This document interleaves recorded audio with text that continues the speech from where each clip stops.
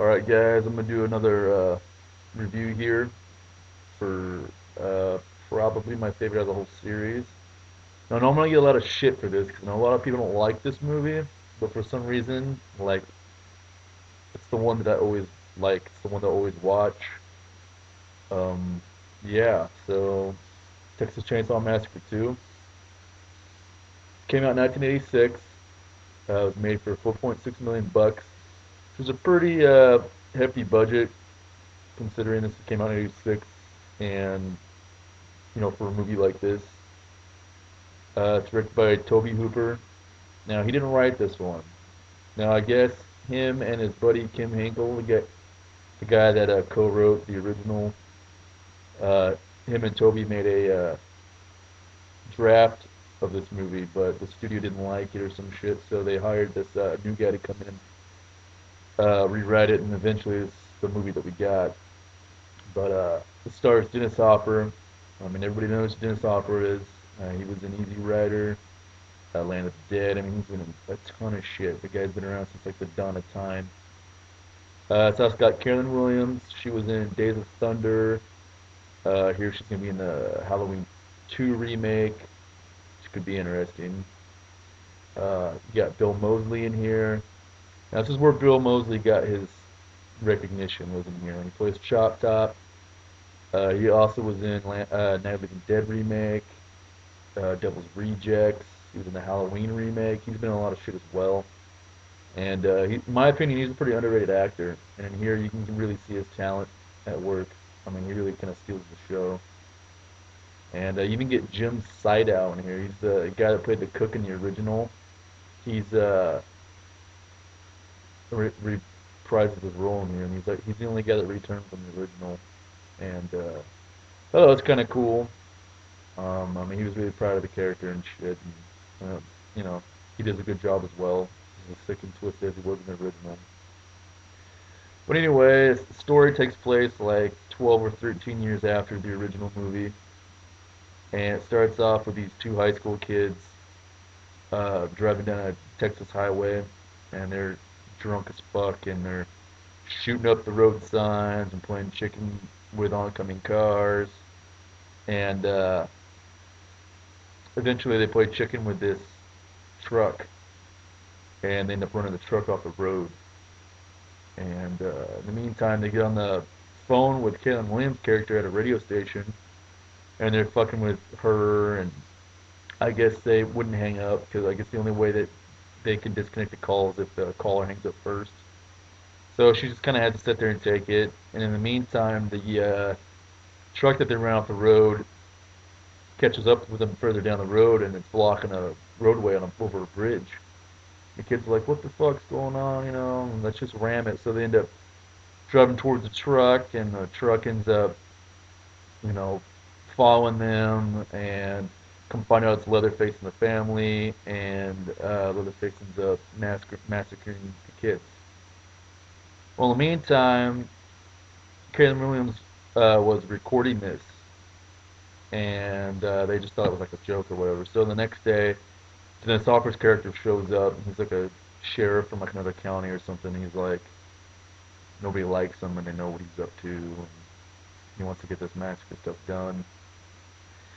And anyway, uh, he ends up hooking up with Carolyn Williams' character. She's got the tape of the massacre, and he just tells her to play it over the radio. So she ends up playing it over the radio the next day, like all day long, and she ends up flushing out Chop Top and Leatherface, and they pretty much intimidate her, and they trash the place, and they end up killing her assistant, and yeah, they just that's a wicked scene in the radio station. I mean, Leatherface and Kevin Williams' character end up having like this sexual attraction to each other, and I thought it was kind of funny that they kind of threw some humor in there and took away a little of the seriousness of it. I know a lot of people didn't like it, but I thought it was pretty funny. But anyway, uh, they end up leaving, and Kellen Williams' character ends up following them to their hideout, which is like an old like amusement park, and she ends up like getting trapped pretty much in there, and then they end up Leatherface ends up hiding her and all this shit. And in the meantime, Dennis Hopper's character goes and buys all these chainsaws and shit. He kind of goes nuts a little bit. He's buying chainsaws and he finds the hideout and ends up like pretty much destroying the hideout with his chainsaws and shit. And he ends up having like a fucking duel with Leatherface at the end, which I thought was pretty well done. But anyway, this movie, in my opinion, for some reason, I like this one better than the fucking original even. Now, I did see the original first, and then I saw Leatherface, the Chainsaw Massacre 3, and then I saw this one. And I have a tendency to watch this one more than any of them in the whole series. I don't know why. I just think I like the story of this one better. I like the acting, and you get Dennis Hopper in here, which is, I mean, he's kind of on and off in some of the roles he plays, but in here I just think he's on. He's like a pissed off fucking preacher. Just kind of goes nuts towards the end, and like I said, that chainsaw battle with him and Leatherface is just awesome. It's like worth the ring alone for this movie. But I mean, Kellen Williams does well. She screams really good. I did like the sexual attraction her and Leatherface had. I thought it was funny. And Bill Moseley, in my opinion, pretty much steals the show. He's dead on as like a psychotic, ex-Vietnam vet guy. He's just picking his head with his fucking coat hanger and eating the little fucking skin and shit. It's just on the money. Steals the show.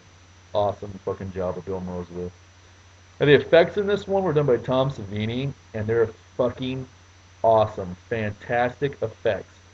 The opening scene where the kids get massacred is fucking classic. The head getting chopped off and the blood squirting everywhere. It just looked awesome. Straight up classic Tom Savini shit right there. You even get to see a guy get his fucking skin carved off, and those effects are fucking awesome. Those effects there still look good today. I mean, some of the effects look kind of cheesy, but I like the more, it's there look. No CGI shit. I like the whole practical effects, and these are, in my opinion, some of his best work. And I mean, you can't go wrong with Tom Savini. He's just a fucking god of the makeup effects world. And I mean, like I said, Toby Hooper does a good job in this one. He's a little more flashy than he was in the original, but I understand the original, was a really low budget, like exploitation film, and this one he had a little more to do, a little more money to play around with. But I just like this one better. I mean, I'm gonna get a lot of shit, but I don't really fucking care. Leatherface, the Texas Chainsaw Massacre 3 is all right, and the original one for me, I thought was kind of boring. Not really much going on in that fucking movie. And this one, I just like the pacing overall better. Like I said, I like the acting, I like the effects, I like the story. Ends kind of weird, but I like it. I always have. I don't know why, but I guess I got this thing for sequels or some shit. But this DVD, I know this is the old edition. This came out like 10 years ago. There's nothing on it. I mean, you get the theatrical trailer, but you do get the widescreen in the standard edition, which is kind of cool. But I know there's a gruesome, stab your fucking sister in the face edition or whatever that's out, and I don't have that one yet. I'll probably upgrade to that, but I mean, if you want to spend a couple bucks and get this one, it's not bad, and the picture quality is nice, and the sound quality is nice. But yeah, overall, I like this movie. I don't know why. Like seriously, I can't explain it. I know I'm probably gonna get a lot of shit, but oh well. I'm gonna give this one 4 out of 5 fuck yous, just because Leatherface has got a big fucking chainsaw and he's trying to use it as a penis in this fucking movie. Yes. Anyway, I'm gonna be putting more fucking reviews up, guys, and rate my videos, give me comments. Stay fucking brutal.